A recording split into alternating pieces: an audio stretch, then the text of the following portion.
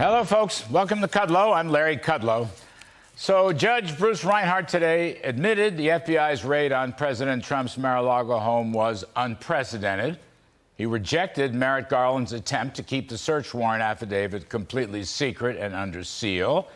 He cited the intense public and historical interest, and he ordered the DOJ to propose redactions by this Thursday. But again, rejected the DOJ's attempt at total secrecy. Rejected it. Now, I'm not a lawyer, and we'll be talking to former Florida AG Pam Bondi in just a few moments. But I am especially interested to see if the Biden administration's legal logic in this outrageous Trump raid has anything remotely to do with January 6th. Personally, I continue to believe that this is not about presidential documents, but it is about desperate attempts by the Biden administration to keep Donald Trump off the ballot in 2024. Now, a bunch of smart folks I know think this outrageous invasion virtually guarantees that the former president now will run for president in 2024. But I want to step back for a moment, and I want to look at an even bigger picture. It's not only Biden's attempt to keep the former president off the ballot. It is also a transparent effort by Biden to keep Trump's highly successful policies off the ballot in 2024. From day one, President Biden has reversed every successful Trump policy.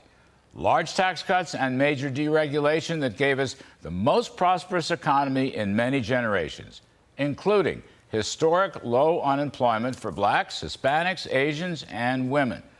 The biggest after-tax, after-inflation wage increase for blue-collar working folks, all the way down to lower incomes. In fact, under Trumponomics, it was the lowest census quintiles that benefited the most with the biggest pay hikes, significantly bigger tax savings than the top 1%.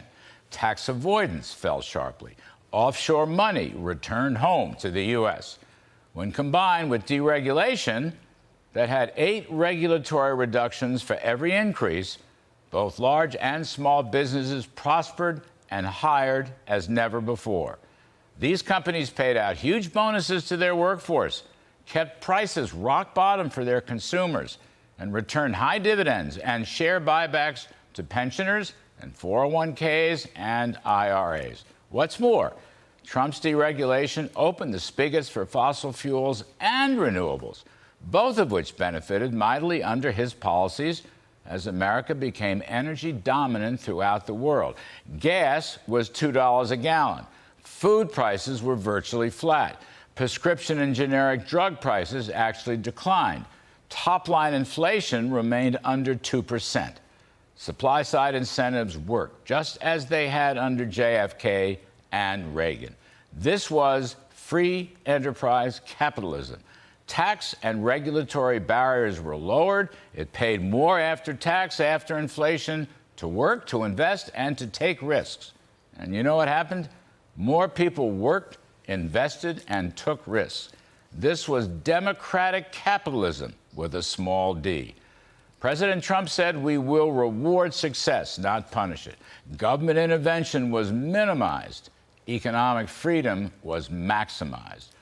Now, the woke socialists in the Biden administration, doing their best to reverse every one of these successful policies, have turned a boom that they inherited into an inflationary bust we have to live with today. That's what socialism does. It impoverishes. It has in the past, it is again today, and it always will when tried in the future. In a free economy, with free people, with freedom under the Constitution, we truly get life, liberty, and the pursuit of happiness.